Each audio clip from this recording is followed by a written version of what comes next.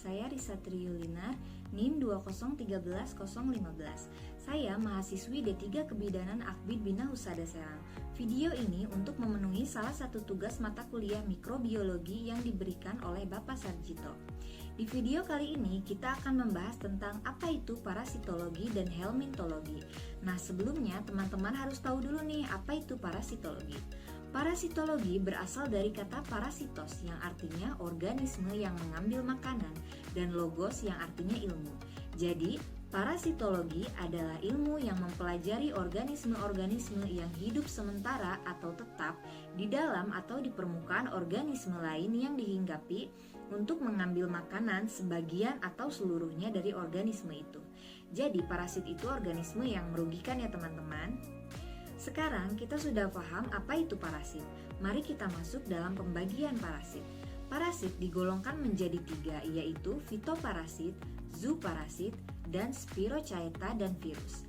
Fitoparasit yaitu parasit yang berupa tumbuh-tumbuhan yang terdiri atas fungus atau jamur dan bakteri. Zooparasit adalah parasit yang berupa hewan dan terbagi menjadi protozoa dan metazoa. Sedangkan spirochaeta dan virus adalah parasit yang berukuran mikroskopik yang menginfeksi sel organisme biologis.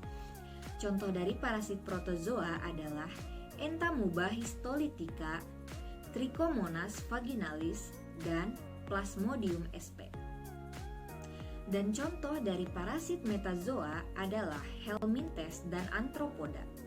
Lalu bagaimana daur ulang hidup parasit? Untuk apa sih kita mempelajari daur hidup parasit? Kepentingan mempelajari daur hidup parasit pada manusia adalah untuk mengetahui stadium dalam daur hidup parasit yang dipakai untuk kepentingan diagnosis. Menurut sifat hidupnya, parasit dikelompokkan menjadi 4, yaitu menurut tempat hidupnya, menurut keperluan akan hospes, menurut jenis hospes yang dihinggapi, dan menurut lamanya hidup pada hospes.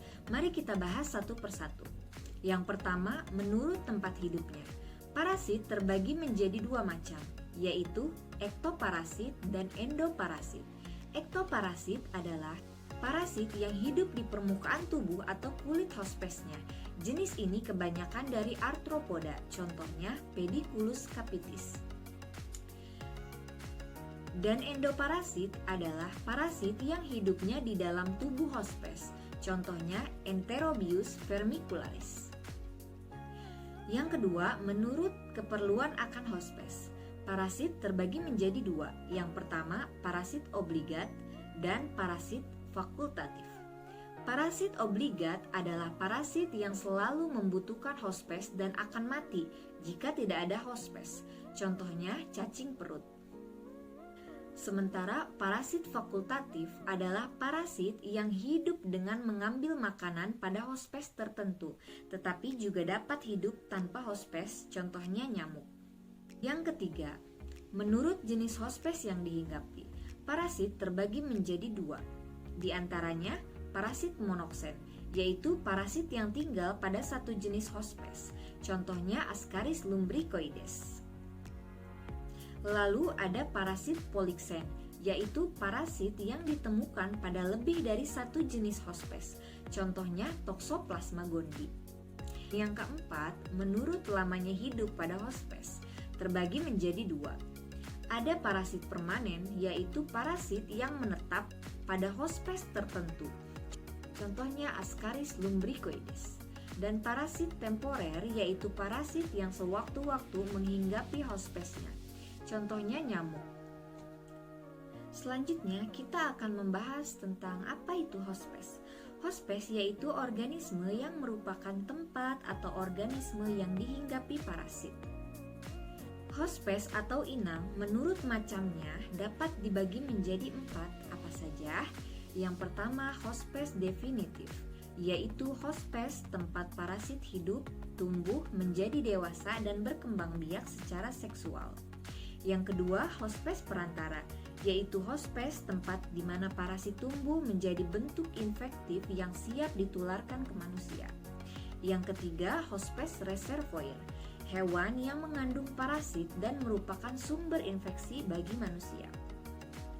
Yang keempat, hospes paratenik, hewan yang mengandung stadium infektif parasit tanpa menjadi dewasa, dan stadium ini akan dewasa jika ditularkan pada hospes definitif.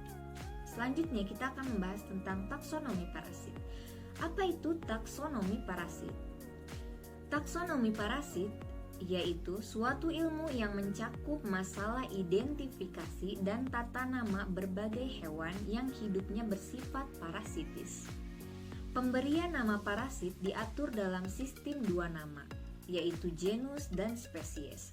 Contohnya Ascaris lumbricoides. Tiap parasit digolongkan dalam spesies, genus, famili, ordo, kelas, filum, dan kingdom. Contoh klasifikasi taksonomi nematoda yaitu spesies, genus, famili, ordo, kelas, filum, dan kingdom. Mari kita masuk dalam taksonomi nematoda. Sebelumnya kita harus mengetahui dulu apa itu nematoda. Nematoda adalah cacing gilik atau cacing gelang yang merupakan filum nematoda. Mari kita klasifikasikan. Subkelas nematoda antara lain Adenoporea dan Sekernentea. Ordo nematoda diantaranya adalah Enoplida, Rhabditida, Ascaridida, Oxyurida, dan Filarida. Superfamili nematoda diantaranya Trichinelloidea, Rhabditoidea, Ascaridoidea, Oxyuroidea, Thelazoidea, dan Filaroidea.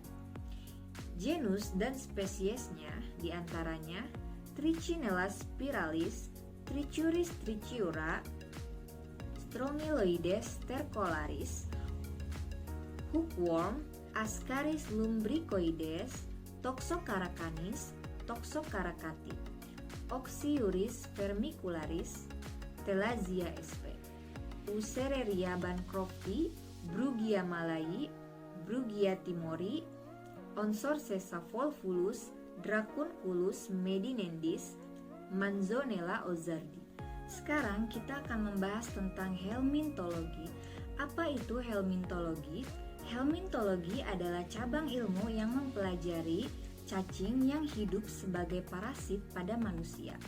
Klasifikasi helminthologi kita bagi menjadi dua, yaitu Nemathelminthes dan Platyhelminthes. Nemahelminthes atau cacing gilik adalah kelas nematoda, terdapat pada usus dan jaringan. Contoh nematoda usus adalah Ascaris lumbricoides, Oxyuris vermicularis, Trichinella spiralis, Trichuris trichiura. Hookworm atau cacing tambang, Ancylostoma duodenale, Dracunculus medinensis, Necator americanus, Ancylostoma panicum, Ancylostoma canicum, Ancylostoma brasiliensis. Strongyloides stercolaris, Toxocaracanis, dan Toxocaracati.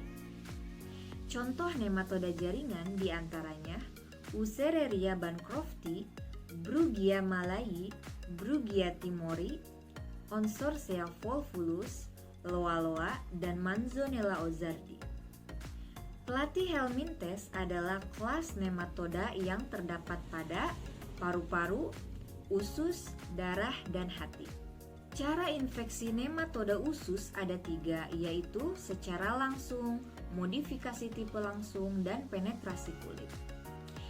Agar lebih memahaminya, mari kita bahas.